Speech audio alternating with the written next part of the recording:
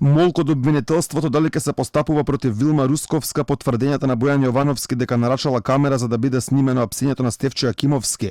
Нема одговор на прашањето на Алфа дали ќе биде отворен предмет под опрен глас, откако Боки 13 во судница откри дека шефицата на обвинителството за гонење организиран криминал и корупција сторила кривично дело. Вилма Русковска ме информира за апсењето на Стефчо Јакимовски и ми вели прати ТВ екипа.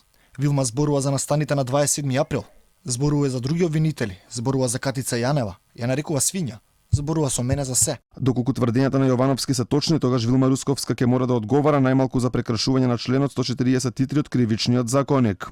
Тој што во вршењето на службата малтретира друг, го застрашува, го навредува или воопшто спрема не го постапува на начин со кој се понижува човечкото достоинство и човековата личност, ке се казни со затвор од 1 до 5 години. Одбраната на Стефчо Јакимовски порача дека прво ќе почека реакција од републичкиот јавен обвинител Љубомир Јовески, односно обвинителството да отвори предмет против Русковска, доколку тоа не биде сторено, кривично